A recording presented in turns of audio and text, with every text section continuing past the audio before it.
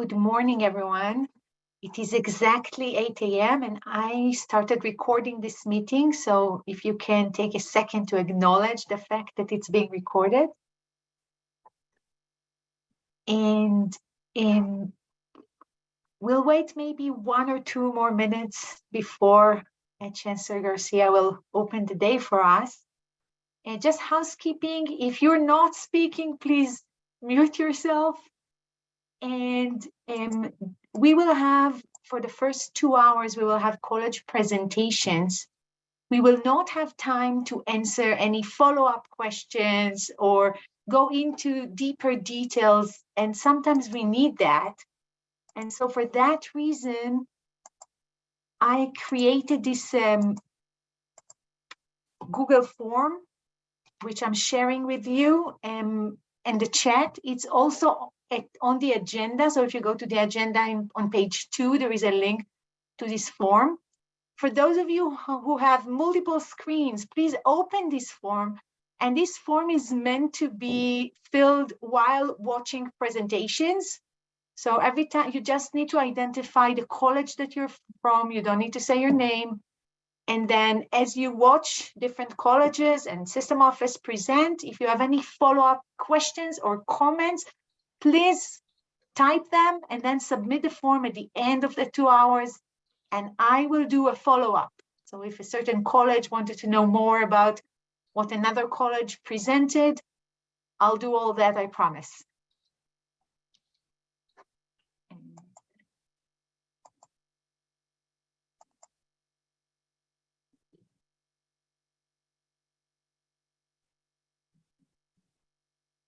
And I see that people are still joining us. So Chancellor Garcia, should we wait 1 or 2 more minutes?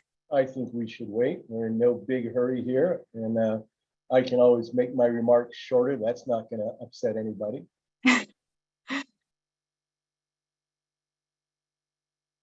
So for those who are here already, maybe just to let you know that we are using this Zoom link for the first 2 hours.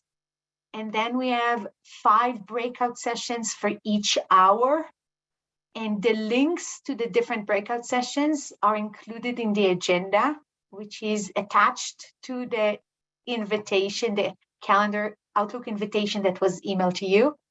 So you should find the information there.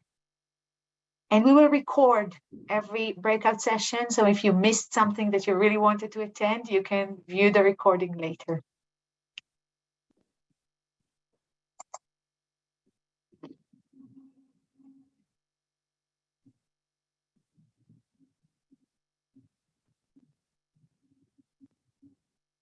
Morning, Dr. G.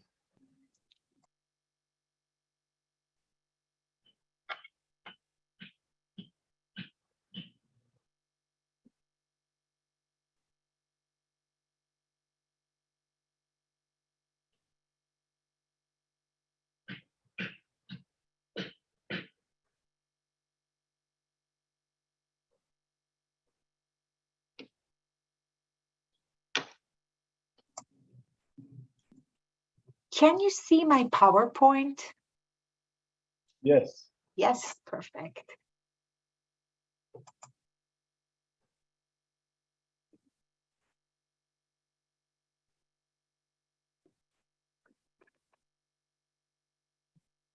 Chancellor Garcia, whenever you're ready, and tell me when to switch to the CCCS slide. Well, I guess we can get started, Ayelet. I'm ready, so let's switch. Let me just start by saying good morning, everyone. It's good to see a lot of familiar faces, a lot of folks who I haven't met, and of course, I haven't seen much of anybody in the last 2.5 years. Someday soon, I hope, we'll get to do more of these in person.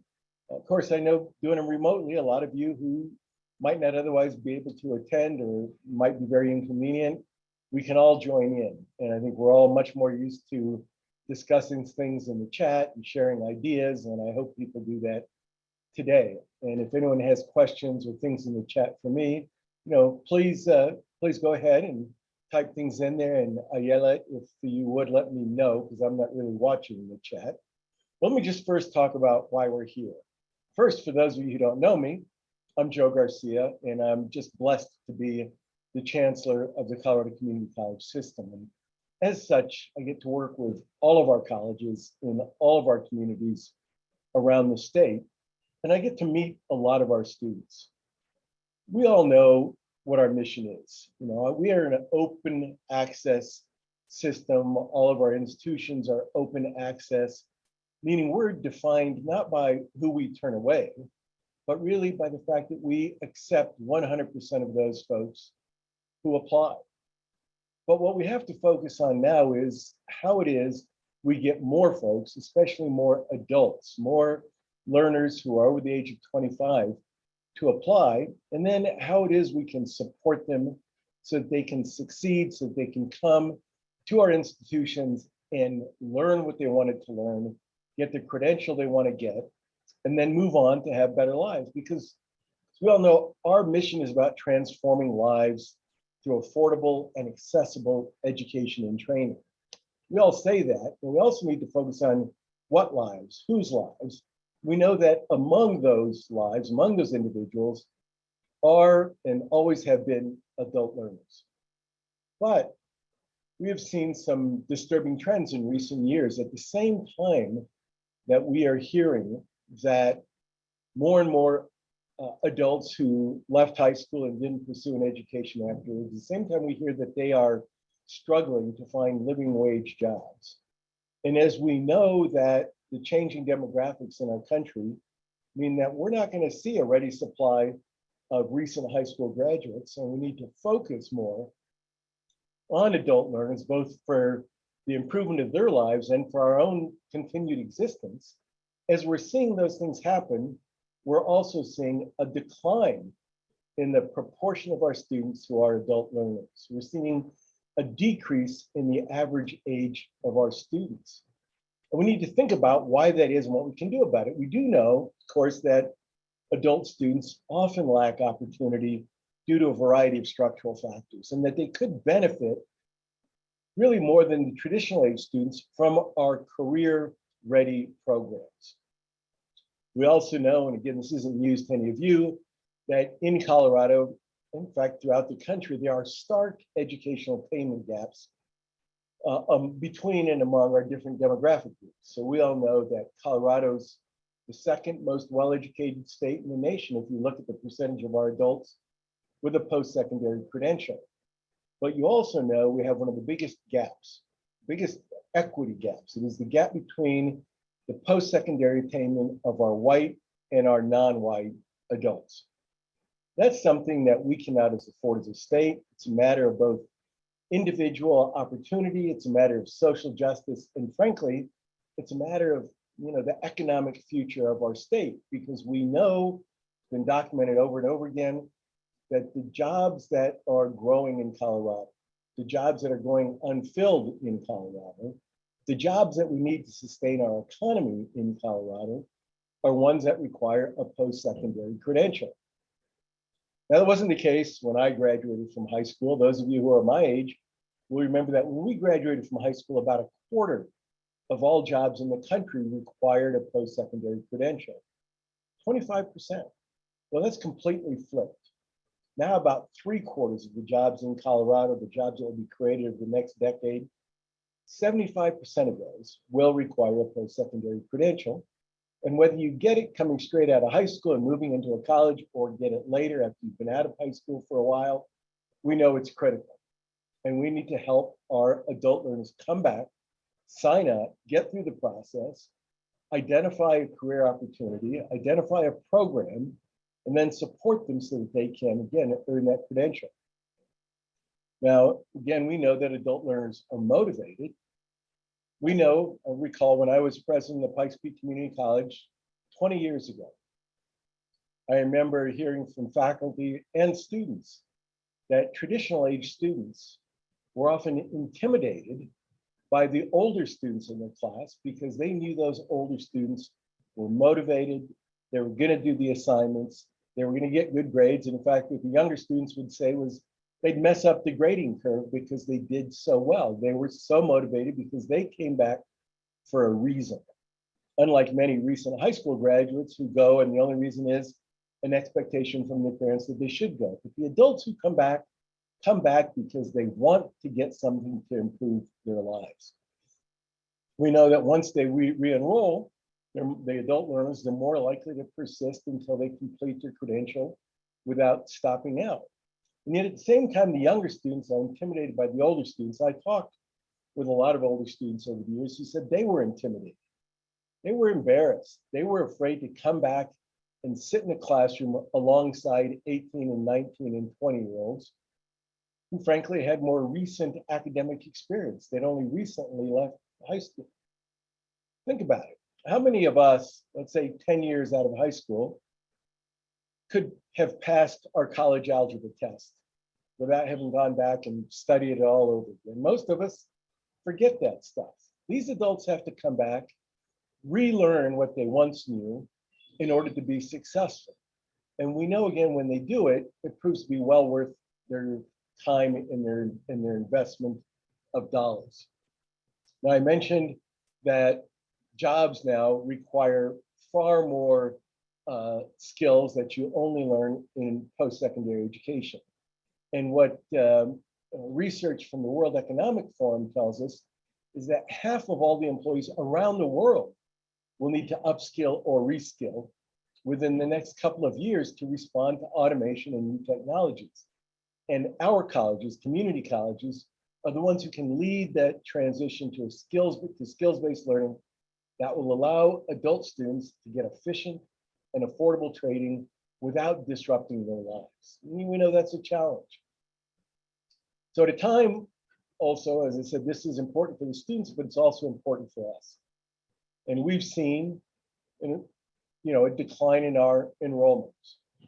Now that decline in enrollments, you're all aware of, and it's been pretty dramatic over the last 2 years, but frankly, it's not new. It was just accelerated. Because for the previous 10 years, we've seen at many of our colleges a steady loss of enrollment. And while that's particularly true in rural communities, that's not the only place it's happened.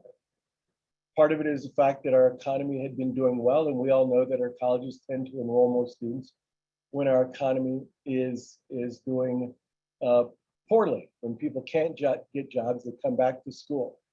But even now, when they can get jobs, those jobs are often kind of dead-end jobs that are going to go away again, as they did at the beginning of the pandemic. Those service sector jobs went away. Now they're back. So some of our students are taking the opportunity to maybe make a few dollars more an hour, maybe even get a signing bonus, but they're back.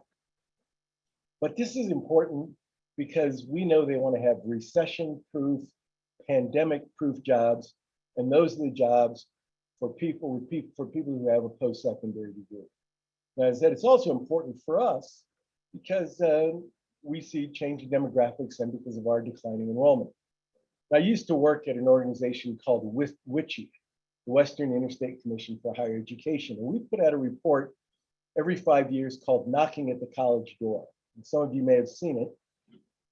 People, particularly in enrollment offices, really waited for it and looked at it closely because it was a demographic study that looked at recent and projected high school graduates over the next 10 years. And so college recruiters and enrollment directors looked at it because it helped them identify, that pipeline of, customers, recent high school graduates. But what we've seen is that in every state, based on data such as birth rates and immigration rates, what we're seeing is decline, a steady decline in the number of high school graduates. Now, interestingly, that's been true for white high school graduates since 2012. Think about that. For the last 10 years, the number of white high school graduates nationally has gone down by about 600,000 graduates. That's pretty dramatic. Now, the good news for colleges is that that loss of white high school graduates had been largely backfilled by the growing number of especially Latino and Asian high school graduates.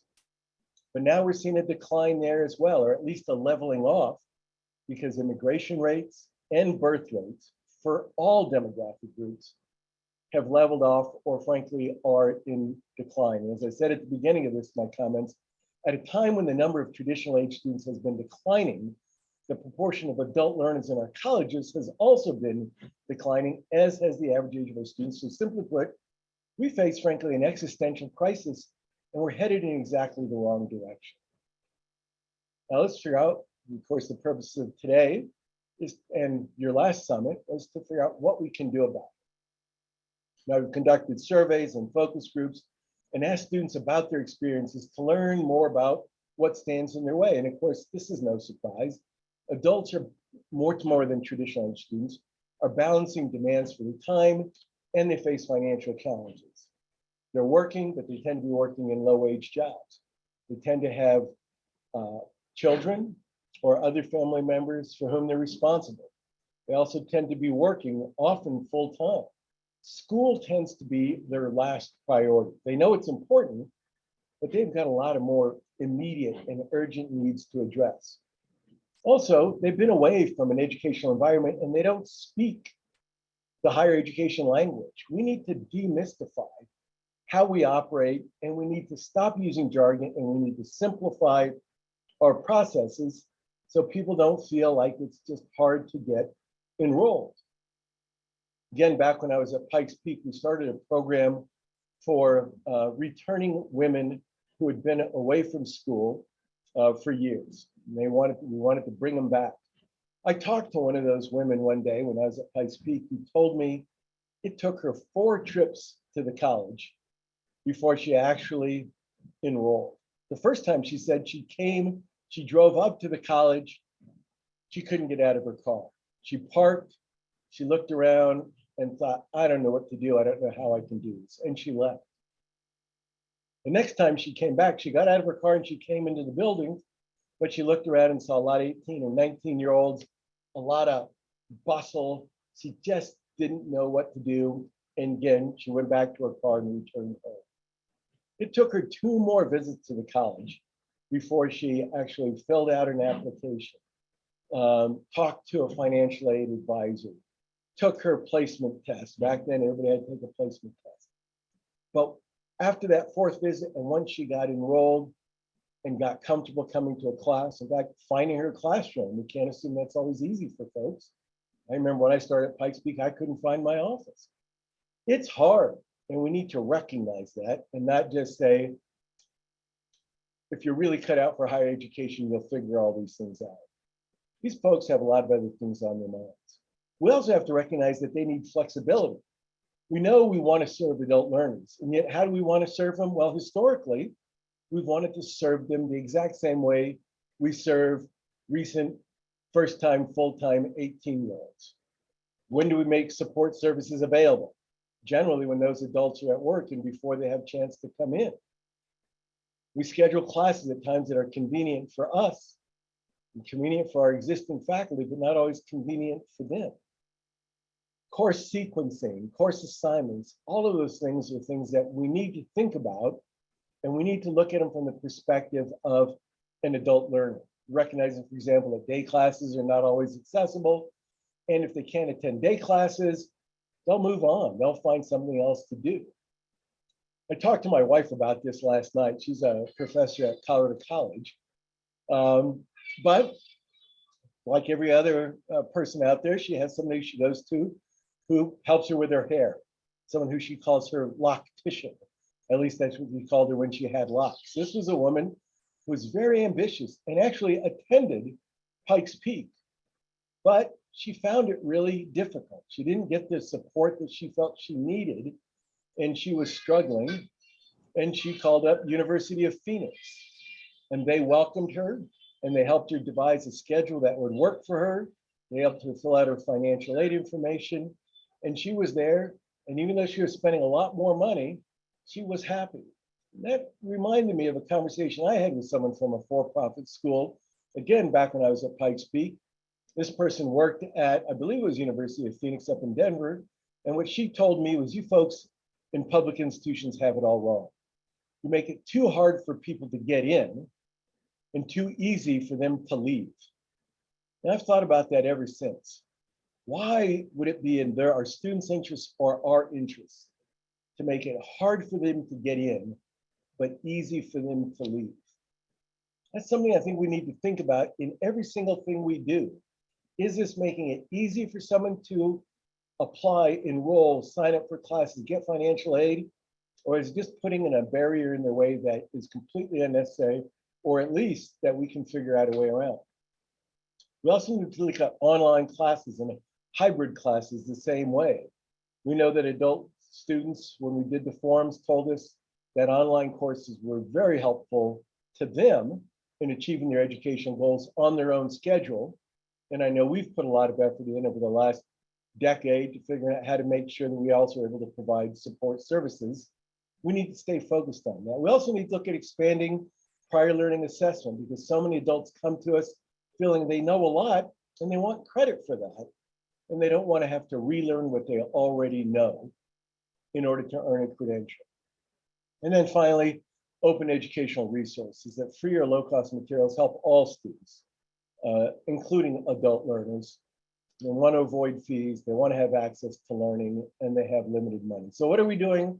Well, we're doing a lot right now. We're disaggregating our data so that for the first time, we're analyzing data to see if we have equity gaps based on enrollment and completion in high wage credentials. In fact, everything we measure now, we disaggregate the data. We want to know if we're doing well for all of our students, or if we're only doing well for, let's say, white, female, traditional age students, but everybody else is suffering.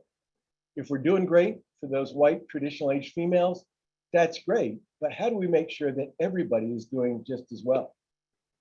And now the big step for us is we recently launched this adult learner grant. And really excited that Ayelet has agreed to take on this role.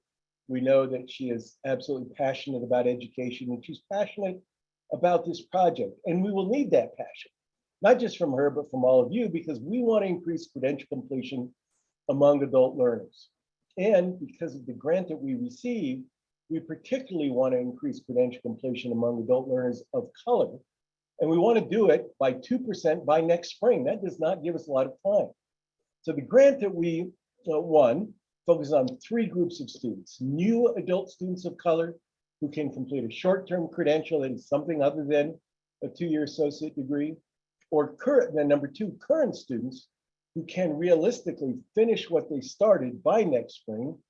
And then the 3rd group is students who completed a credential and can complete the next level of that credential. For example, they completed a certificate and they want to move up to completing a degree. All of those who can finish by next spring. Now we want colleges to apply, we want colleges to take advantage of the money that's available, and we want them to really think about how they can equip faculty and instructors and support staff to better accommodate adult learners and approach their needs through an equity lens. That is, maybe we need to make some adjustments. We want everybody to get over the same barriers. No question about that. We're not trying to lower our standards, but we are trying to remove unnecessary barriers. Do we really have to have the same barriers in place? Does it really help someone find success? How do we more clearly outline learning goals and expectations? How do we make syllabi easier to follow?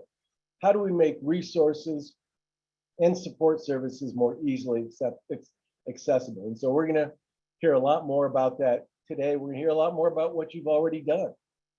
And then again, if we want to accommodate all learners, and I've said this more than once, we have to meet them where they are, not the other way around. We want to offer more courses and support services than non-traditional hours, and to ask adults, what is it we could do differently?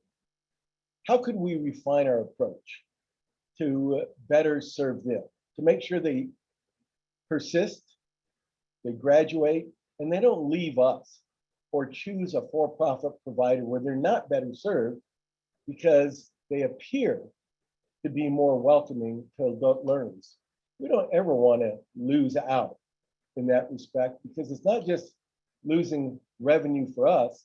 We are really causing those adult learners to miss opportunities, better opportunities, more affordable opportunities, and opportunities that help move them into in-demand and high-wage jobs. So I want us to be thinking about that today, to be sharing ideas with each other, and to sort of double down on our commitment to help all students, particularly our adult students, be successful, and in doing so, help our institutions to be successful and our communities and our state economy to be successful. So thank you for letting me start your day off. Really appreciate it. Have a great day. I'm happy to take any questions, Ayelet, if you have time. Thank you, Chancellor Garcia. We don't have time for questions, but I will paste again in the chat a form that you can, if you have questions for Chancellor Garcia, there is a rubric there where you can put your questions, and I promise to have follow-ups. And we are presenting, we have 5 minutes per college, and we are going from T to A. So Trinidad will be first. I will advance the slides. And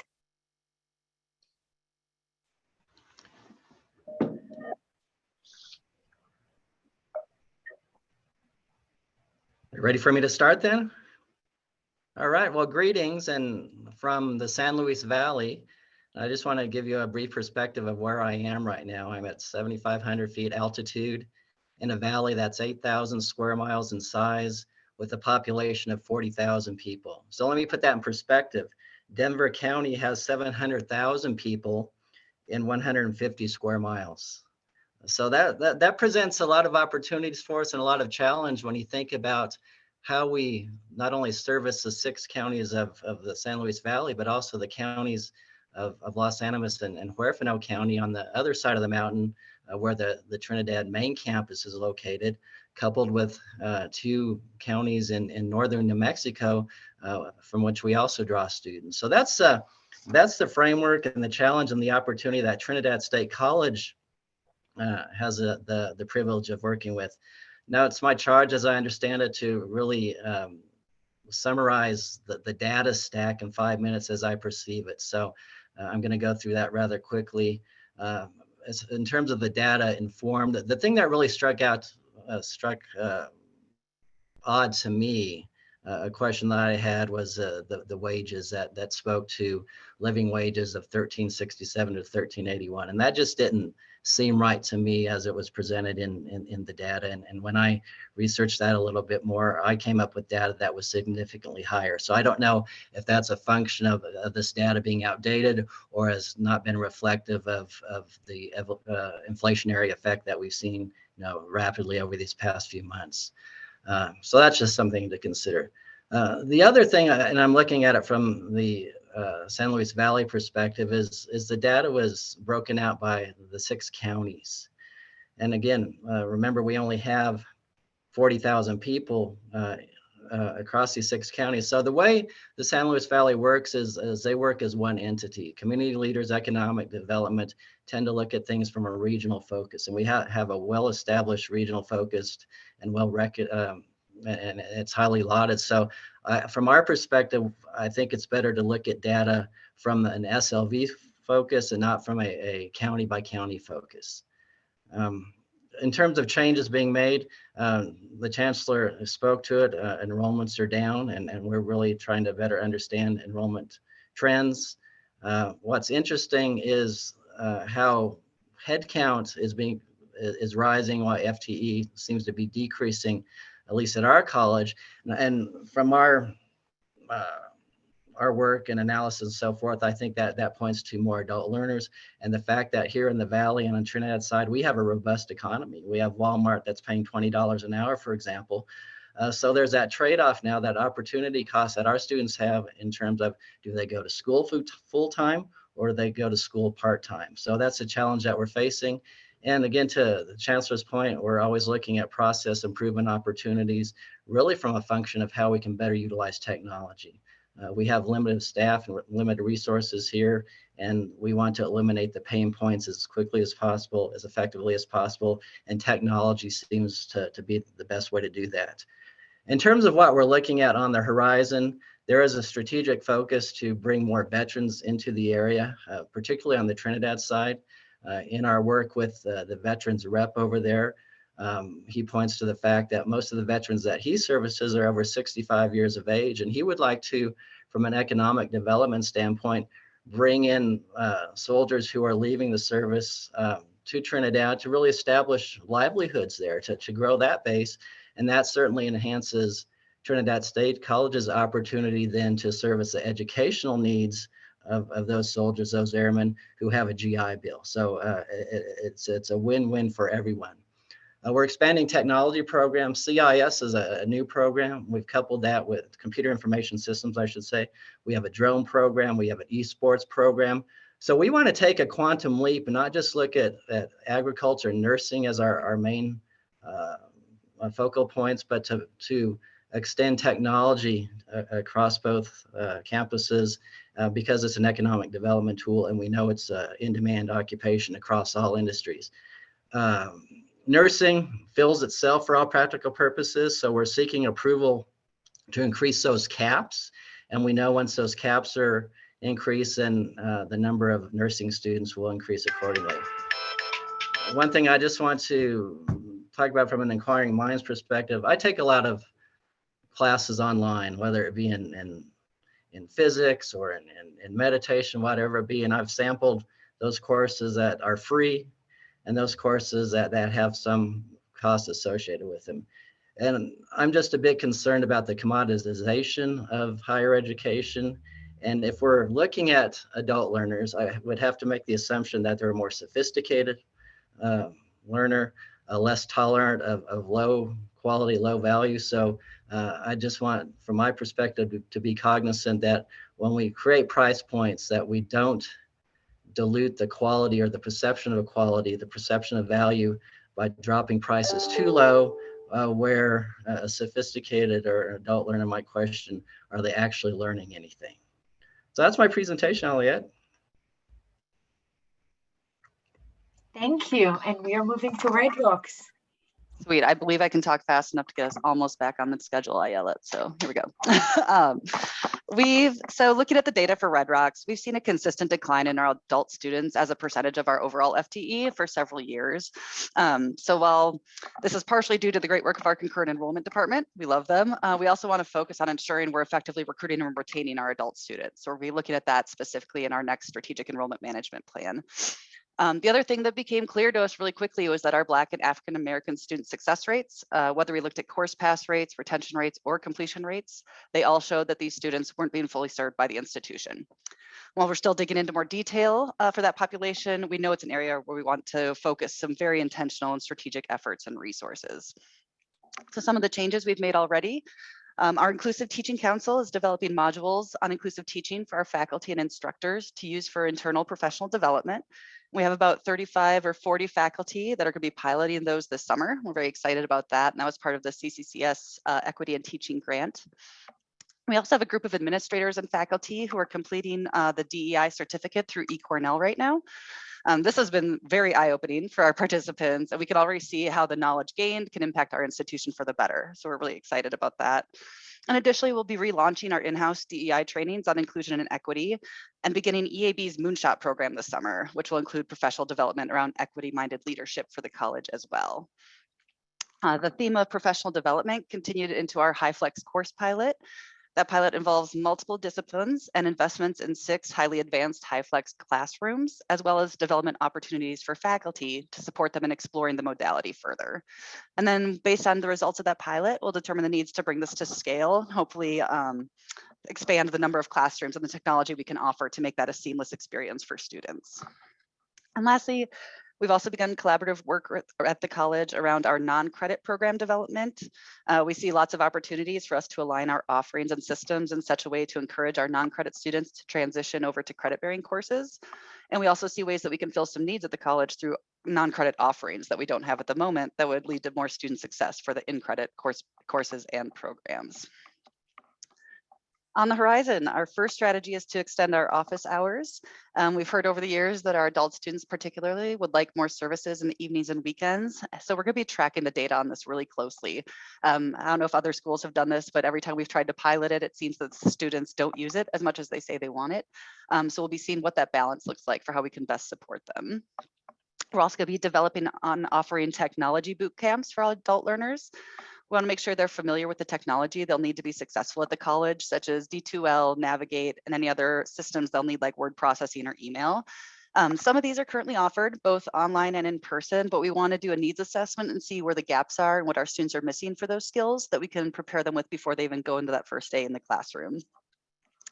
Then lastly, we want to focus on short-term training and certificates, particularly the high skills-based programs where students can come in, complete quickly, and increase their salary, right?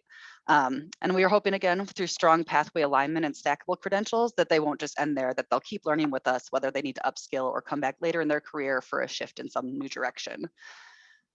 We had tons of questions. We left it down to 2 on the slide. So the first one being, what resources are adult students aware of and what do they need or need to know more about? And are our services accessible to all students in the modalities they prefer? Our second major question, this one kind of gets into some philosophical questions as well. How do we balance the learning preferences for our students and effective learning practices, especially when we look at the gaps between online and in-person success? You know, we want to be flexible for adults, but how do we ensure they're successful as well and doing the best for themselves? So that's it. Thank you. Thank you so much. And we are moving on to Pueblo Community College. Good morning. This is Patty Erjavik, president here at PCC. And when we look at our data, it's quite staggering. We see that we're in a service area with an aging population and declining high school graduates. We also see that in our service area, there's a significant number of individuals with no high school or GED, but we do see and we're encouraged to see that in our service area, and particularly in Pueblo, the number of associate's degrees are actually outpacing the bachelor's degrees. So we're hopeful that we're doing something right, but we also see a widening skills gap with the various industry partners that we have, job specific. So the community college system's probably sick of hearing PCC talk about our Return to Earn program, but that truly is one of our biggest home runs we've been able to hit, bringing individuals back to the college that have accumulated a significant number of credits, bring them back and get them across that finish line is really, really helping increase the number of awards we're able to produce. PCC is actively engaged with all of our economic partners.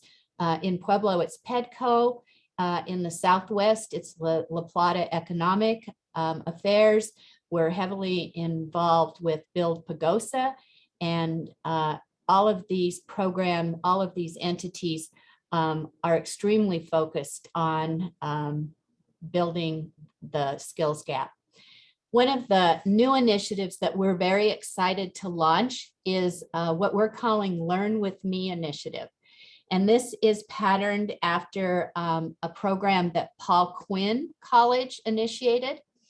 So at the end of every school year, Pueblo Community College sends a very official looking letter to every high school graduate, letting them know that they have been officially accepted to Pueblo Community College, and we are giving them $1,000 credit for that first semester that they enroll. When these students enroll this year, we are going to let them know that not only will they get $1,000 credit, but 2 members of their family will be allowed to come to Pueblo Community College with that $1,000 credit. And hopefully we can build upon that intergenerational support that many of our students and families need. So if a student tells us, well, you know, my mother really would like to be a CNA, but she doesn't even have a GED, no problem. Instead of a credit towards any of our 4-credit programs, we will give them the opportunity to get their GED. So we're really, really hopeful that we're going to be able to increase the number of adult learners in that capacity. We'll let you know in a few weeks how that goes, but we're very excited about that. We continue to grow our apprenticeship programs, and we have a number of companies here in Pueblo that are transitioning away from some of the work that they're doing. And so we're, again, very involved in that. We're very involved in the closing of the Comanche power plant. So we're involved with the just transitions.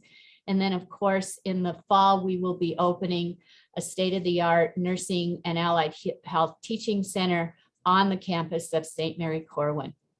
So I think that our ability to partner with the various individuals and businesses in our service area is really extremely important.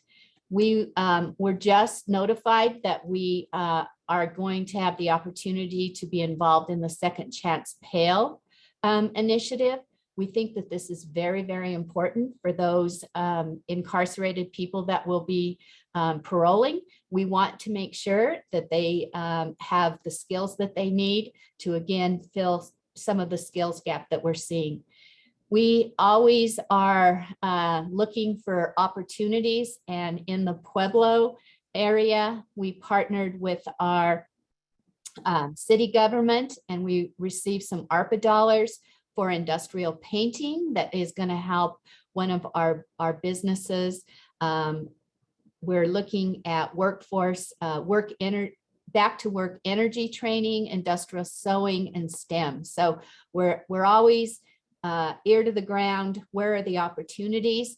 An example of that is we are part of the project for the micro pathways to develop partnerships with the Education Design Lab. And we also will be launching a copper project, which is the ability to train individuals in the construction area. And our team in the Southwest has achieved NCCER certification, the ability to offer NCCER certification. So again, making sure that the programs, the opportunities match the workforce needs. And after doing all of this, our burning question is, how do we truly articulate the value proposition to help all of our citizens find a pathway out of poverty? And we're very, very interested in how we can impact people to move away from simply surviving to thriving. So that's what we're trying to figure out, is how do we take the passion that we have here at PCC and make sure that every citizen and constituent in our service area sees that value proposition. So thank you. Thank you, Patty. And we're moving on to Pikes Peak Community College.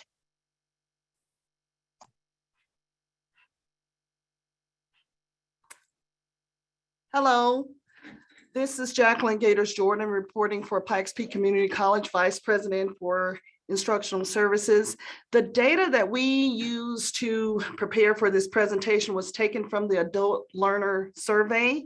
And what we found from our survey, and I think we had over 150 students to actually complete the survey, was that students want more career assistance.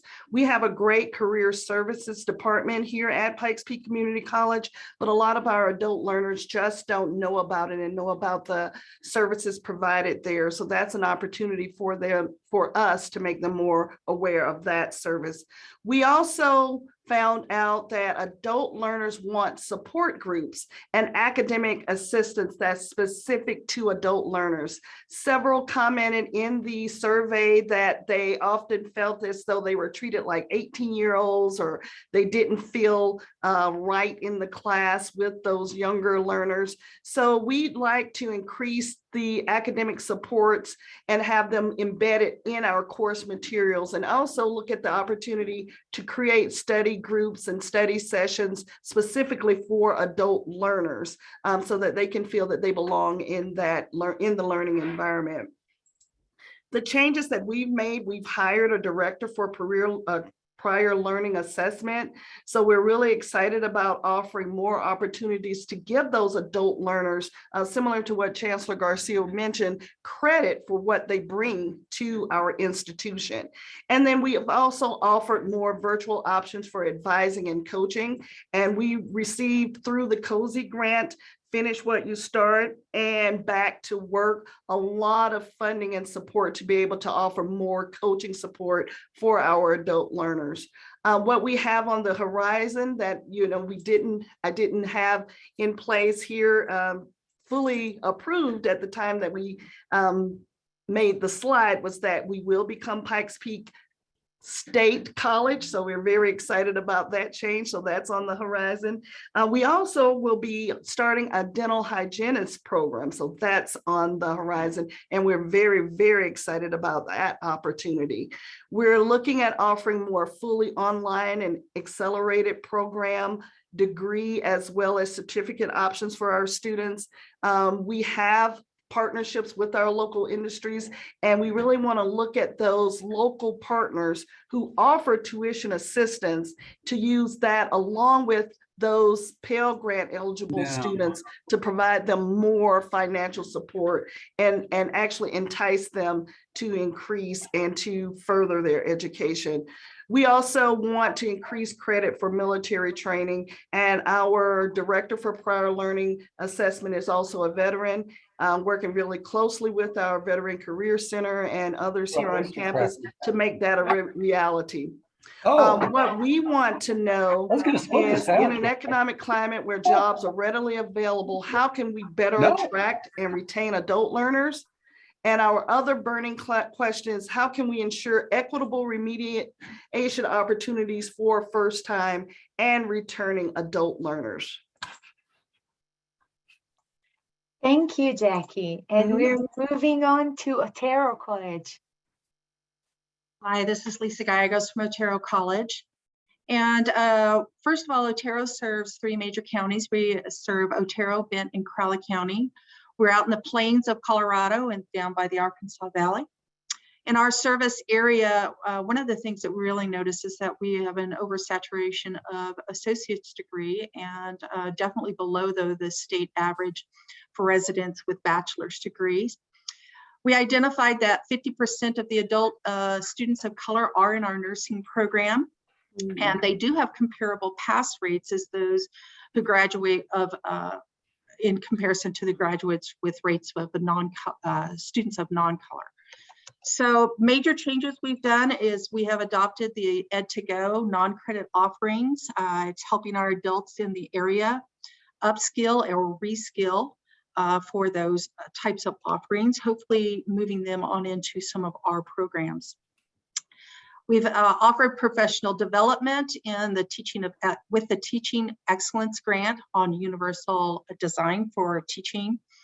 Our faculty have been working with this and closed out the semester with a conference.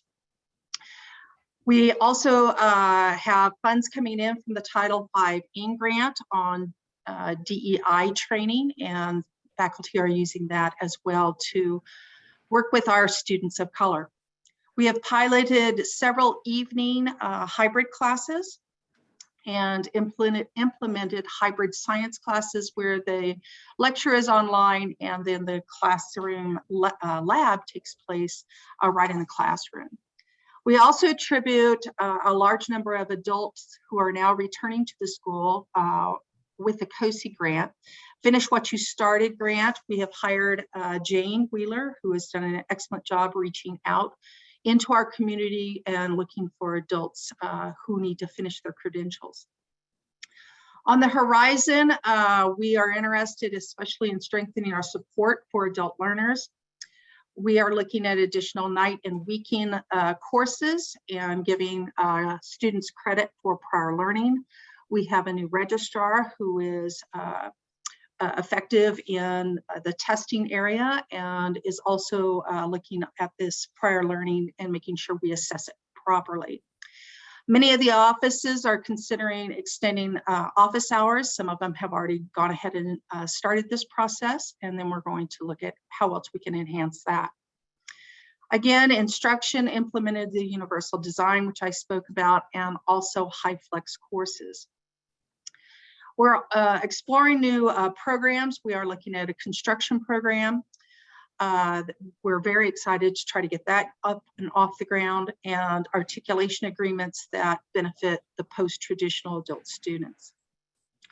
Our major questions are, how can we provide additional support for adult students who have short-term childcare services or who need childcare services in our area? We have a shortage of childcare availability in this area. And then we need to know, are we really meeting the needs of the adult learners? We need to reach out and assess that better and making sure that we can meet those needs. Thank you. Thank you, Lisa. And we are moving on to Northeastern Junior College. Good morning. Can you hear me okay? Yes. Great.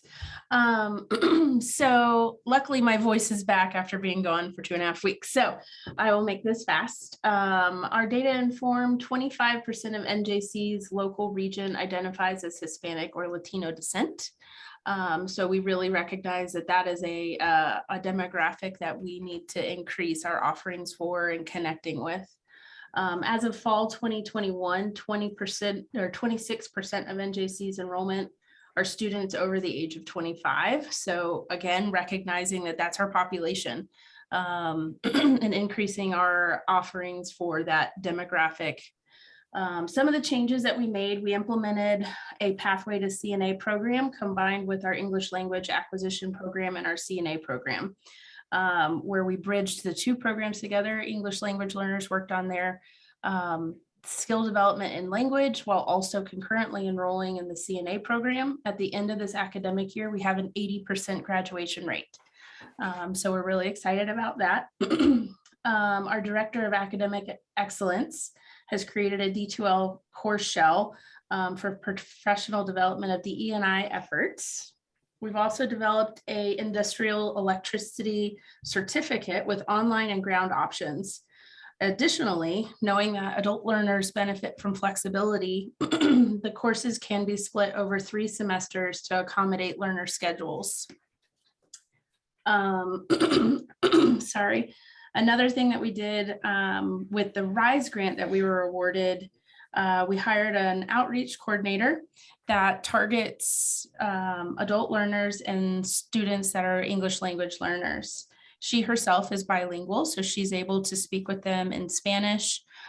She has offered coaching, advising, support, connection to community resources if they need TANF dollars or food stamps or something. So she's been amazing with our adult learners on campus. She's also a hound dog, so she will track them down and say, what's going on, how's classes going, and get them back on track. So on the horizon, we're looking to develop and implement advising strategies that are specifically designed to support adult learners beginning or returning to higher education. What we saw is several of our adult learners that either matriculated from our adult education program or were new to the campus as they were returning, enrolling them into a full-time load was overwhelming. And so now we are recognizing that we need to step back and think about how we advise adult learners rather than our traditional learners that are already, they're coming from high school, so they're used to being in school all week long. Our adult learners are used to navigating families and responsibilities and work as well. So we need to create a different plan. Our adult education program has collaborated with the Monahan Library to align our adult education college and career course in better alignment with the student success seminar that freshmen at NJC enroll in, so that our adult education learners are already getting a little bit of a boost so that when they matriculate into NJC, they kind of have a leg up on that class and are prepared for success. Possible short-term industry recognized certificates are on the horizon. We've been in talks about an operation manager certificate with our business department. We've also, with our applied technology campus, talked about a vegetation specialist, which is specific to maintaining the grounds of solar and renewable energy fields. And so we've been exploring that as well. We have several partnerships with workforce, local county partners, and city partners to develop a CDL program at our remote site in Yuma. So we're really excited about that. some of the questions that we have are, how are other colleges in the system increasing flexibility of scheduling courses to accommodate the schedules of adult learners? It's kind of a, I don't know, it's a culture shift of opening up our horizons to teaching evening courses, weekend courses, so that we can be available to our adult learners in our community. And then also, how can prior learning assessment be leveraged in career and technology education programs to incentivize adult learners to upskill or reskill through higher education? So that's another conversation that we've had, and I know I need to connect with Gary, and we talked about that a little bit in that Leadership Academy. So that's on the horizon. Thank you so much, Jamie. And we are officially back on time. And our next college is Morgan Community College.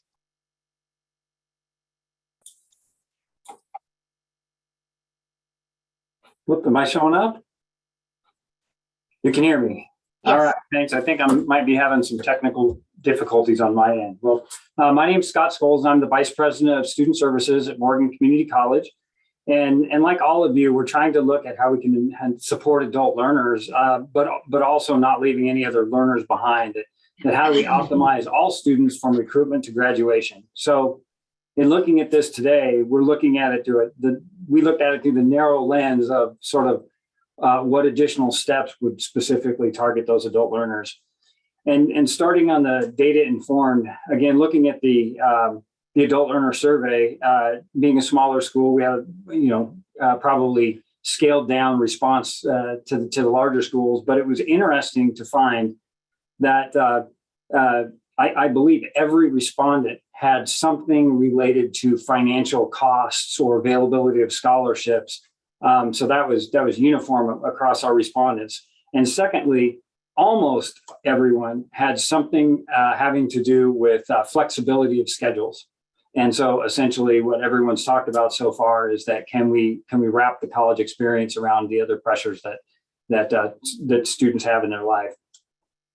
So I'm going to blur together kind of on the horizon and changes made, because in those discussions, we're really halfway through most of these things, and we're happy with some of the work that we've done. But to say that it's still on the horizon. Probably the single biggest effort is this fall we'll be launching a weekend college. That weekend college has 2 8-week blocks, and through that, students will be able to finish early childhood education certificates or their Associate of Arts. And so part of that is that when we look at trying to assist students in unique ways, and it's even more of a challenge, I believe, at a smaller institution, is that we have to honor the promise that we made. And so part of that is that we understand we could get a person down this pipeline and then not have as full of classes as we would potentially like, but we don't want to pull the plug on students. So we've made a commitment to making sure that those will run so that we hold our promise to the students. A second one is alternative credit. And I believe the last speaker talked about this a little bit. We have alternative credit offerings, but we believe that we have an ability to review and expand the utilization of the services that we have to gain both an awareness and also to make it a process that isn't burdensome for the students, so that hopefully end run that we have more utilization of PLA as students work towards the completion of their degrees. Then another area that it really is from flexible scheduling that the weekend college sort of emerged. But flexible scheduling in other ways is a challenge for us due to limitations from our size and faculty availability. But we're doing what we can with the resources at hand and trying to leverage other partnerships, like, for example, Colorado Online or the Rural College Consortium. In addition, a lot of times the first thing that pops to mind when you think about flexibility of schedules is flexibility of courses. But we feel like to fully service the students, we need to have flexibility with our support services as well. And so we've been working with our instructional team to make sure that we have hopefully as proactive a services as possible to support our students in weekend college. And then we also sort of have a standing offer that whenever we have students that can't get connected to us, that we'll come in at odd hours just to make sure that students receive the support in the, which meets their life needs. We felt like since so many students responding to our student service, to our survey, mentioned the financial need, that we needed to do a couple of things. And mostly it's just taking a review of the financial aid supports that we have in place for adult learners. There's two categories that stand out. The first one being that we have to make things affordable on the front end to be able to put a package on the table that would be workable for students with the constraints they have in their life. And then two is one of the things we learned through the pandemic is that life happens and that there needs to be some money aside for emergency scholarships that essentially are helping with ongoing retention. And then thirdly, related to that, we'd like to be able to fully leverage the programs that we have. Two of them that I believe have already been mentioned is that we have a Finish What You Started program and a similar program called Return to Earn, and packaging that so that it's understood across campus and then available, that we communicate it effectively to potential applicants to the program, I think will be key in helping our adult learners get connected to services and hopefully be retained. Besides the monetary or the scholarship portions of both of those programs, there also is some intensive advising that happens in our program. And then finally, pathway development. My words are, I believe that we've been a little bit behind some of our peers in pathway development. And so that's been an ongoing process that we've made great strides with this year. So we'd like to continue that. With that, we'd like to fully utilize the technology, specifically EAB Navigate, and to be able to get students on the pathway and then use that as a retention tool. But also, we'd like to be able to package those pathways more effectively. And I heard another person say once that schools need to articulate their promises better.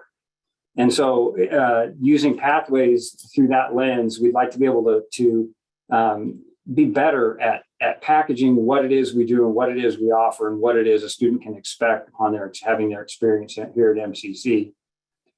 And then our questions, as far as inquiring minds want to know, are pretty basic, but we struggle with how do we effectively recruit adult learners?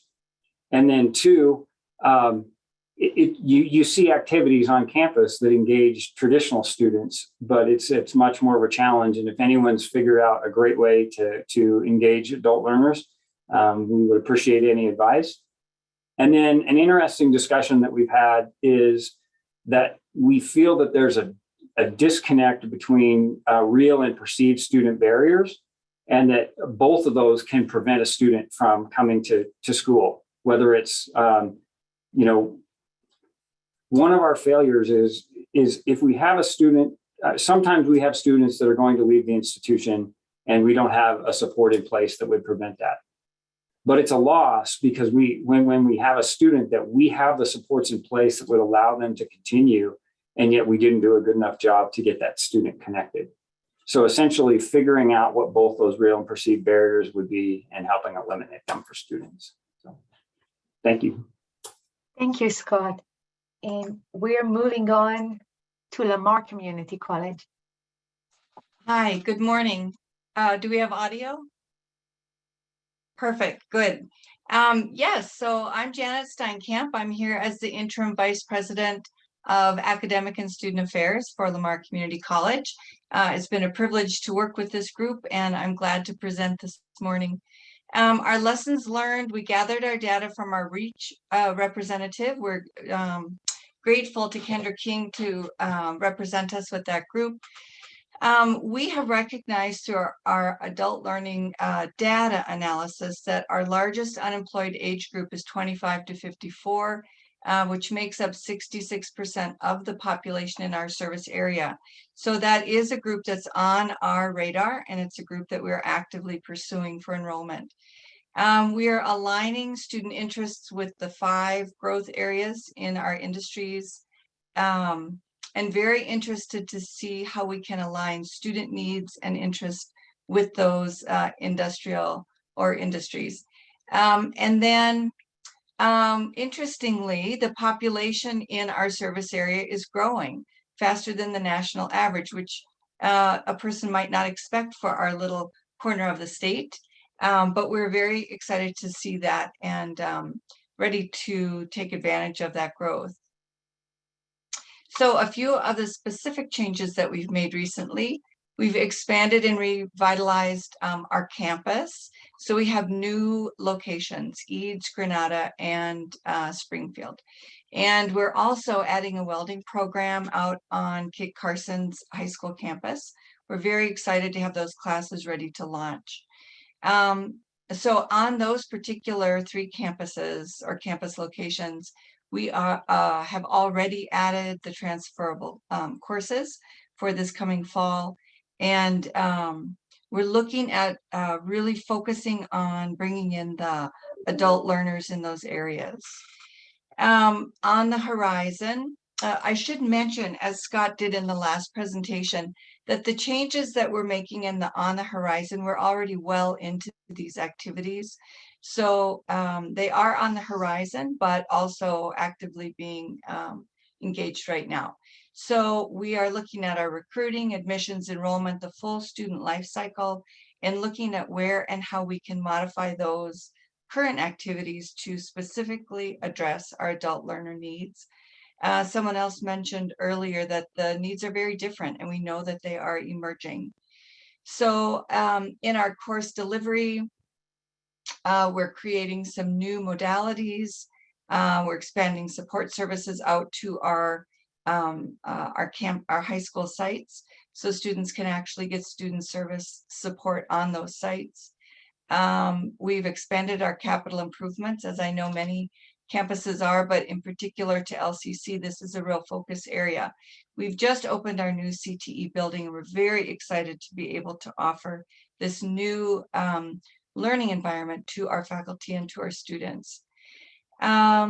We're bridging the nursing and business and other BAS degrees. We're very open and actively involved in all of the BAS conversations to ensure that our students have access to those. And then we're focusing some very considerable energy and thought to expanding our mental health support for our students and actually for our Lamar community. We know we need to work with our community closely, and we know mental health service needs are expanding, and we live in a mental health desert. So we know that that has to be a focus area for us. So inquiring minds want to know, we're very interested in seeing how the change in the math credential impacts our area in particular. We're already in conversations with one school district to share a math instructor to make sure that the math instruction, both at the high school level and in concurrent enrollment and on our campus, is strong and steady, and we look forward to those continued partnerships. So thank you. Thank you, Janet. And we made up for the lost time. We're actually ahead of schedule. Our next college is Front Range Community College. Good morning. I'm Rebecca Wolf, and I'm the Vice President for Academic Affairs and Online Learning. And happy to present to you today some of the things we're doing at Front Range. As far as data informed, we are working hard to increase our service to support our Latinx students. Particularly in our Westminster population, we have 30% Latinx, and right now Front Range overall is only serving our population is only 16% Latinx. Now at our Westminster campus, it is much higher, and so, or for the adult learner, I'm sorry. And so really looking to see how we can recruit more of the adult Latinx population. Also, we've seen some significant declines in adult learners. I think Chancellor Garcia mentioned this in his opening remarks today, and I think this graph really shows how we've seen that reduction in our adult learner FTE. So we recognize that this is certainly an area where we need to make some improvements. On the horizon, we are working with the REACH project, Ayelet project, to develop 4 short-term certificates aligned with the needs of adult learners. We also have an adult learner subcommittee on our enrollment management task force for recruiting and retaining adult learners and new students. And our long-term goal is to increase the number of adult learners by 10% by next fall. So we have an aspirational goal to make that change. Some changes that we've already made is we do have our new student enrollment task force, and that does include the adult learner subcommittee that's working across campus. It's a cross-functional team that includes academic affairs, student affairs. We also have created an adult learning and design academy. This is for faculty to develop courses that address the needs of our adult learners. And what we've done with that, with the first round, is we've developed courses that can be taught either in a 5-week or 7-week modules. And we started with the Gen Ed courses that support our highway certificate. So this is our highway maintenance certificate. So those students can complete their entire certificate online in this fast track format. So very excited about that and about expanding that to other programs. Inquiring Mind wants to know, it would be interesting to dig a little deeper into the data and see what are the top priorities for our adult learners as far as their needs. And then I'm also curious to think about what type of co-curricular activities appeal to the adult learner. We do such a great job of engaging our high school graduates with activities that appeal to them. But I think there's room to expand and think about what would be meaningful outside of the classroom activities for our adult learners. So looking forward to really planning out that at our institution. Thanks, Ayelet. Thank you, Rebecca. Community College of Denver. Good morning. Can everyone hear me okay? We can hear you, Dr. G. Go ahead. Oh, good. Thank you. Everything was so silent. As the chancellor stated in his opening, there's a significant number of people in the Metro Denver area that do not have a college credential, particularly those in the non-white population. So at CCD, we've committed to competing against that non-consumption of education. We're doing that through innovative programming, holistic student support, and all with the adult student in mind and adult-centered outreach and marketing. As we have had over 2,500 stopped out students that we are contacting through our Return to Earn and STERM students, it's been very valuable to get those students back to CCD, get them across the stage in a short amount of time.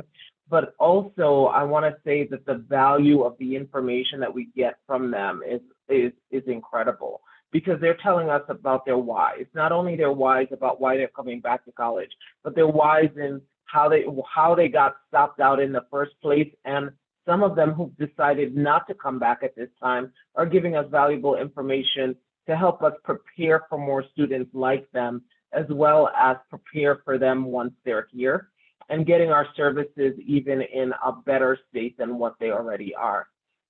We've also used the college app data that we purchased to target marketing to adult students in our community, well, adult non-students at this point, that are highly likely to enroll in the community college in the next 2 years. We use the adult learner cluster analysis to kind of give us some information on the shortness of the programs that students would like, the credits that they might attempt. They're twice as likely not to declare a degree, so we have to do extra work to get them on a path and have them stay on a path, and preparing for things like that. They're more likely to transfer with credit, and they're also seeking to add to their current skills. So those are the types of students that we have been focused on in the last few months. Changes that we've made internally is that we've redefined our PLA process, not only for ease of entry, but also to mitigate the student confusion. You know, the chancellor mentioned our confusing language and what it means. So we're also going to brand PLA differently to make it easier for students to resonate with that format of putting their experience to work in a college environment. And then we're also working on removing the cost barrier. So how do we ensure that the dollars are set aside to pay for PLA on behalf of students? We've started an accelerated hybrid evening business program. It's 7.5 weeks for each of the classes, and it's done in a carousel format. So if students need to stop out, they can see on the map specifically when that course will be offered again within the next few months. And it's designed to be completed in 20 months, as long as they included the summers in there. Academic advising and other areas, including financial aid, are going to be working 2 days a week until 6 to support students who have these after hours, since it is in a hybrid and evening format. We've hired a COSI student success coach to assist adult learners in identifying short certificates for high demand jobs, scholarships to pay for those opportunities, and incentives for when they complete. We've also developed industry-specific English language learning programs for restaurant industry, partnership with the Hispanic Restaurant Association and the construction industry. We are very excited about supporting the rebirth of Casa Bonita by providing ESL courses to their employees. In direct response to the industry demand, CCD's AAS in cannabis business and BAS in cannabis science programs are now joined by 3 non-credit certificates in cannabis retail, cannabis manufacturing, and cannabis cultivation through a partnership with Green Flower that starts this summer. So that says on the horizon, but it's right around the corner. So as the state looks to diversify this industry, we're proud of the diversity of the gender and race ethnicity in these programs. We just had an event where we saw many of these students come through, and it was very heartening, all walks of life and all age groups, really good to see. CCD is among the first college selected set of colleges been selected by Amazon to offer Amazon Career Choice. Career Choice is an education benefit that empowers employees to learn new skills for career success at Amazon or elsewhere. We're also thrilled to address some of the educational needs of our Denver Police Department. So in phase 1, we'll be providing 24 college credits, college certification, and customized supports to encourage the completion of a 60-credit associate degree in criminal justice to police officers. We're also finalizing a new partnership with Career Dash to offer business development and recruiting certification that provides students with career coaching, mentoring, and placement services. And then CCD has partnered with our AHEC, MSU, CU, and DSST public schools for the implementation of Auraria Learning and Employment Ecosystem, ALI, to solicit funding to create learner-owned records in a digital wallet, transforming 19th century transcripts to skill-based records of learning that they can access on their own. Because we're not only trying to close the educational gap, we're also trying to close the social network gap for students, and we think that will be our newest challenge coming on the horizon. Our question was more outwardly focused than inward, because we have a lot of data that we're working on, and it relies on, you know, the loss of WIOA funding, and asking, is there any effort for us as a community, CCCS member colleges, to bridge the gap to bring adult educational programming to all of us? And that is CCD. Thank you, Dr. G. Our next college is Community College of Aurora. Hello, everyone. My name is Megan Dempsey, and I serve in the Office of Student Advocacy at CCA. And so for today, for our data informed, we actually were inspired by the adult learners survey and conducted our own needs assessment, specifically on our student parents population, because we see a lot of overlap with our adult learners in that area. So from that, we learned that 75.4% of respondents indicated they were an adult learner, so above the age of 25. And then over 50% identified as a person of color, an adult learner, and also a parent. And we had 289 responses to this survey. So changes made based on the data. We pivoted childcare stipend funds to actually be emergency funds for families and adult learners. And so what we've been able to do with that is help with rental cost, plumbing, car, and transportation needs for our adult families. We're adding an additional position on staff for counseling services. We currently already have one position. We're adding another because we saw a huge ask for it, wanting more of that wraparound support services for our students. We did create an activity book to assist in making family-friendly spaces on our campus more inclusive for adult learners, so that if they are bringing family into spaces, while they are getting the help from our staff, we can also be helping with their kids and preoccupying them as well, because we know that that's a barrier of access to a lot of our students. We're working on revamping the lactation rooms on campus and making them more accessible to a variety of parents, and also making them more accessible just as rooms to be utilized for family space if needed.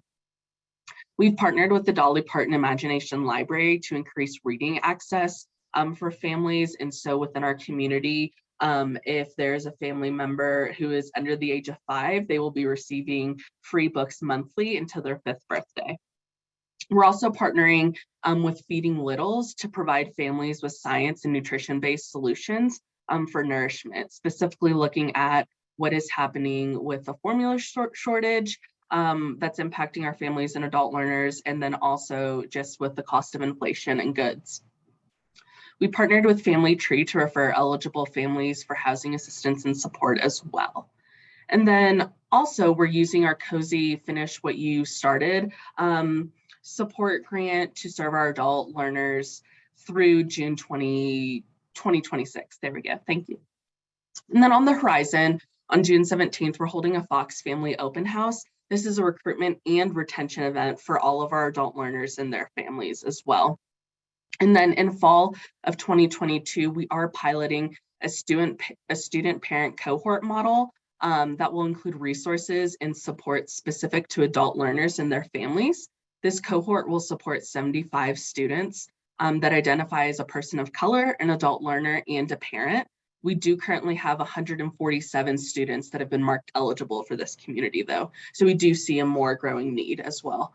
And then inquiring minds want to know, we're really interested in what other identities you're seeing intersect with adult learners at other colleges. So specifically for us, we're seeing a lot of intersection with student parent needs. And so we'd like to know what other colleges are seeing as well. Thank you. Thank you, Megan. And I'll have a quick pitch to the breakout sessions that we will have starting 10 a.m. today.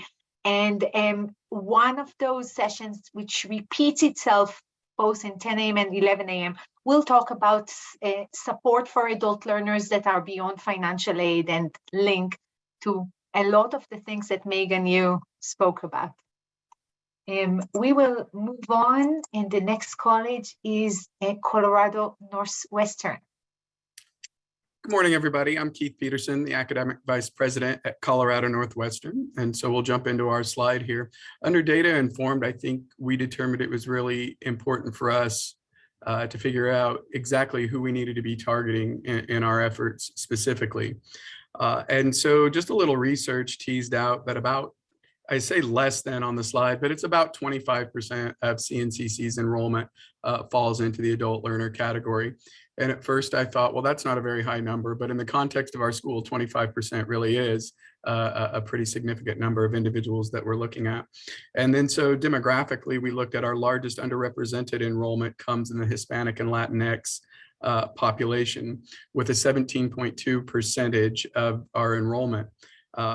And that number is not super high, but I think it's worth noting that that number has gone up about 5.5 percentage points since 2016. And I think that's largely due to the success and reinvigoration of our adult education ESL and GED programs, which in the last 6 years, you'll see that number has risen 5%, but really in the last 4 years, our ESL program in particular has functionally quadrupled as far as number of participants. And so I think from our perspective, what's important is how do we take a lot of those adult learners and then link them from the ESL and GED programs into our college programs proper to facilitate and push that education to the next step.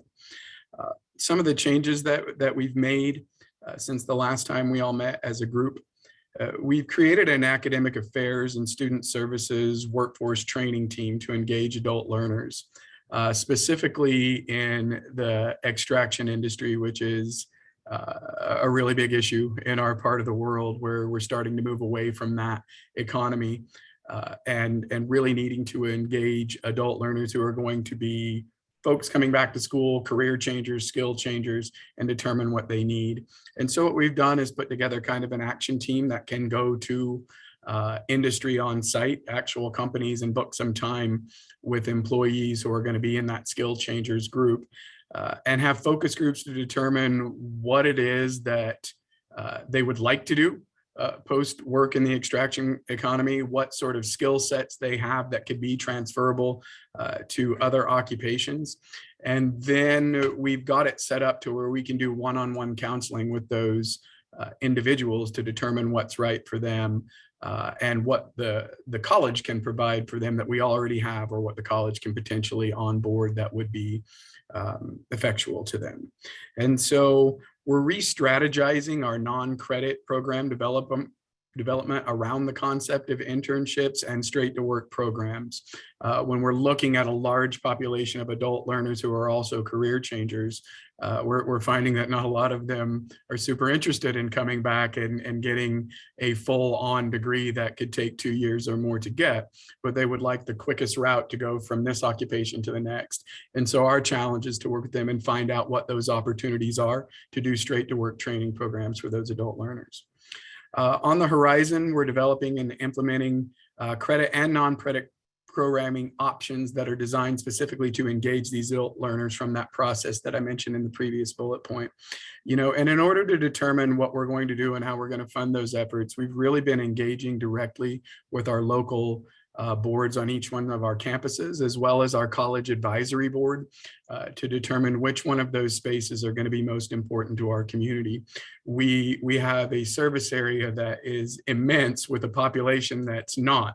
And so maximizing those efforts are really, really important, and engaging the community in that discussion about where would you like us to pursue these lines of training is sort of important.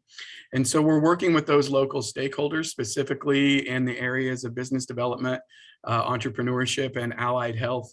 Our board on our Craig campus is helping us fund a position for a business development officer, whose job it will be to help us inform, design, and implement those programs in the entrepreneurial space, as well as business development for career changers.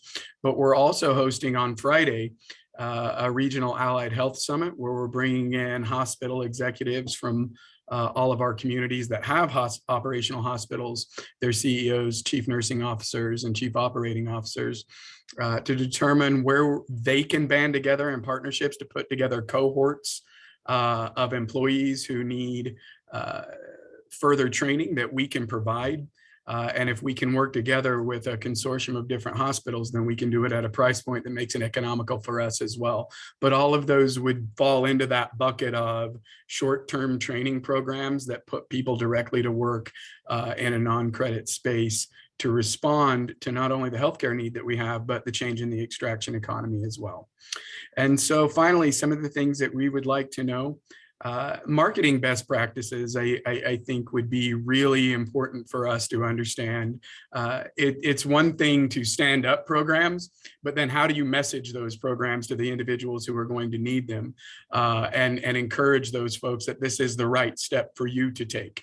And so we're really, really interested in knowing what everybody else is doing to get the word out, not only about the programs themselves, but what are the programs, but how are you messaging those programs? And then secondly, and I think I'll be attending the grant conversation for sure, how do we find those supplemental funding streams that will help adult learner educational acquisition in a non-credit space? And I think that's a gap that really exists, not just in the entire world of non-credit, but certainly relevant to this particular conversation, which is none of this is really done without cost. And so when we look through a for credit lens, it's very easy to go, here's Pell Grant, here's federal financial aid, here's a number of scholarships that you're available for. But if you want a short-term credit program, you either have to have somebody provide it as an angel, or you need to figure out how to pay for it. And I think that there's a large disconnect there with the message that we're sending, right? Which is, this is important for your future. This is important to reskill and upskill and re-educate. But if it's in a non-credit space, we're not going to help you pay for it.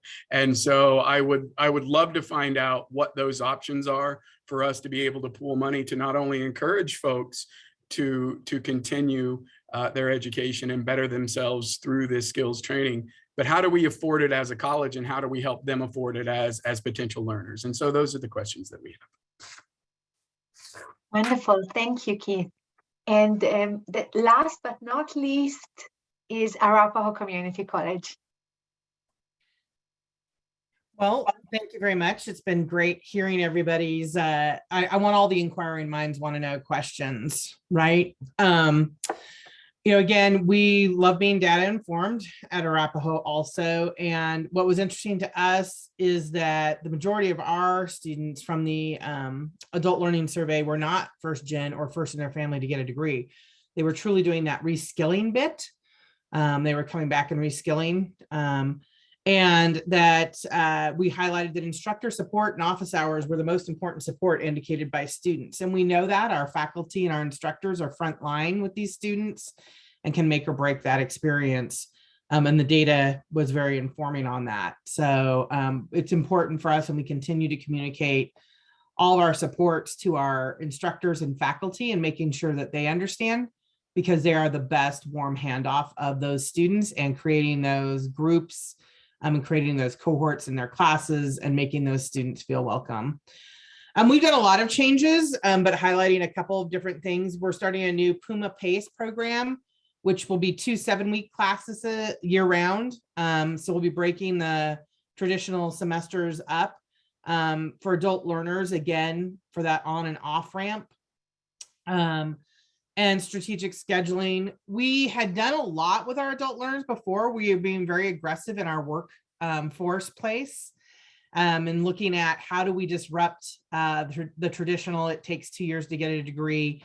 A good example that I think we're in our 3rd year now, is our medical assisting program that we've embedded as a apprenticeship where students are working and learning at the same time.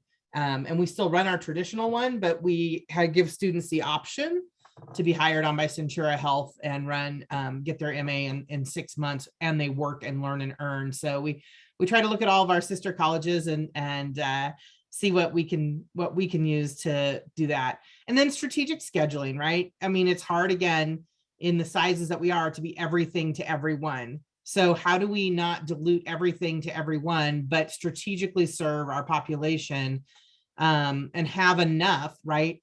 We don't have the resources, nor does the state provide us the resources to run a 24/7 college, but the expectation is that we are that Amazon 24/7 college. So how do we utilize chatbots? How do we utilize differentiated hours that the pandemic allowed us to do? How do we do strategically schedule our services, that we have a critical mass and the help and the supports that we need without having it just be a one-off?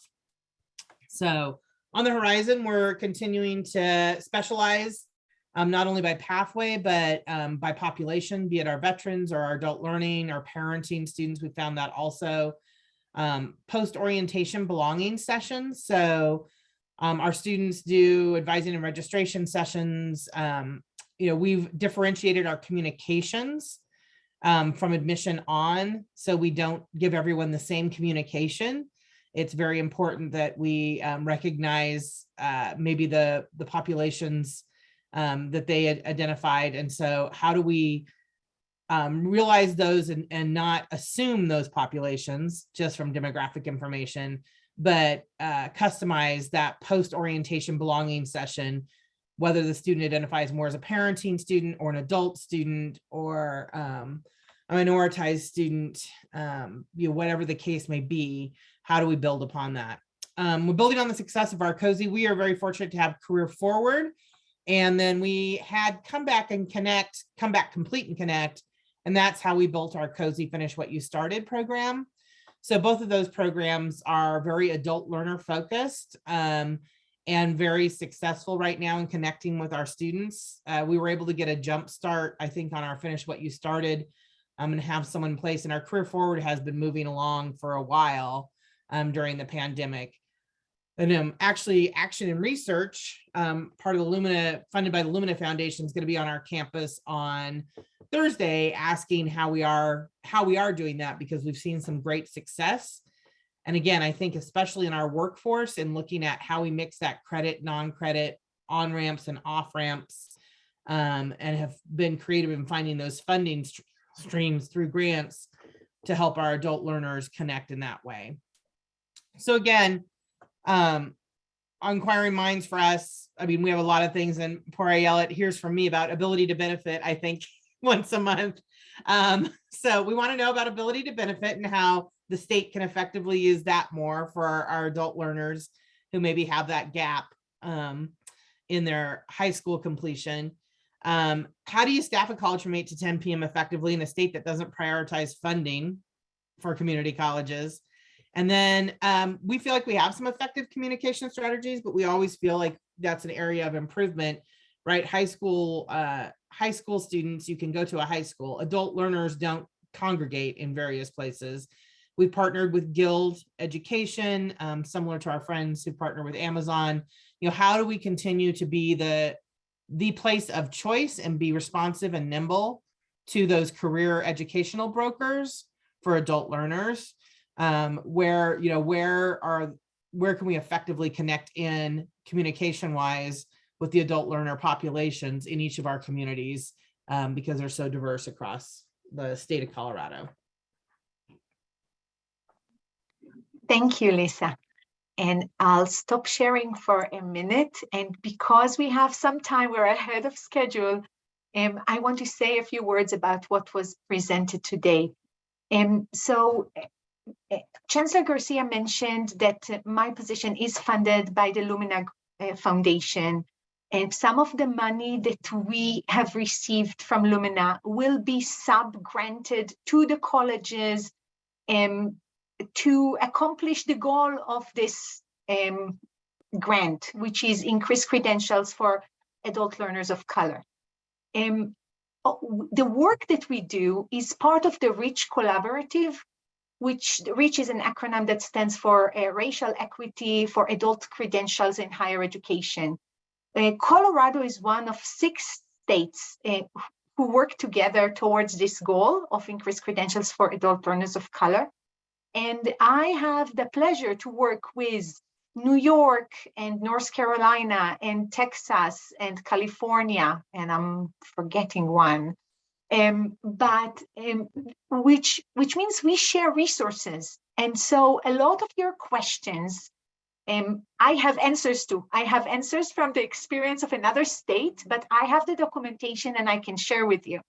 Mainly, I know Dr. G, you mentioned potential students, and this is exactly where our opportunity is. There's so many potential adult learners that are not coming to our colleges, but we can bring them on and we can increase our enrollment and we can increase our revenue, and we can serve them by providing them a better life, a better career path, better job. So it's a win-win-win. So the state of California, for example, hired a marketing company that surveyed those who are potential students. So we didn't do that because we don't have the information of potential students. We only surveyed our current students, our former students, and those who submitted a college application but never enrolled. These are the groups that we surveyed. So I'll share with you these resources. I also have tons of marketing resources that are targeting for adult populations from other states, which I will share with you. There's no reason why we reinvent the wheel. We can take an idea and adjust it, adapt it to our colleges. Also, I think that Scott from Morgan Community College mentioned perceived barriers. And this is another thing that we learned, that some of the barriers are not real. So adult learners are deterred from attending community colleges because of barriers that don't exist. It's just they think they do. So I have some research about that, and I will share with you this information. Lisa mentioned that we are working on trying to find additional financial resources to support adult learners without college diploma or a high school diploma or GED, and we are working together. And again, luckily, both the states of New York, California, and Virginia already done that, and they are part of REACH. So I am tapping on my network there to start and get the plans that they submitted for approval to get this additional federal funding, which would make this population eligible for some financial aid. So we are very close to ending this portion of the day. As I mentioned, on the agenda, you will find 5 different Zoom links for each breakout session. You know, I'll share my screen. Let me just show you them. This 1 second. So for the next part of the day, we have two breakout sessions, one from 10 to 11, one from 11 to noon. Some of them are repeating, so which gives you an opportunity to attend in the earlier or later hour. And some of them are not repeating. So for example, this session, we have Data Informed Practice 1 and Data Informed Practice 2. You don't have to attend both. You can attend one or the other. Then there is one session that I will be presenting some of the data that I learned from the survey and focus groups. And in the second hour, information about the mini grant or the grant opportunity to do colleges as a sub-grant from the Lumina Foundation. We have wonderful presenters. I encourage you to take advantage of this resource and attend the breakout sessions. We will not be coming back together as a group, but I will follow up with VPs regarding some of the questions from the inquiry minds, as well as the Google form that participants have been filling during the presentations. And yes, Tina asks, will the breakout sessions be recorded? They will be recorded, and we will share the recordings with all of you. And then please feel free to unmute yourself if you have any questions. Otherwise, we will go to break 2 minutes early and meet again in the breakout sessions at 10 a.m. Thank you. Thank you, Ayelet. Thank you.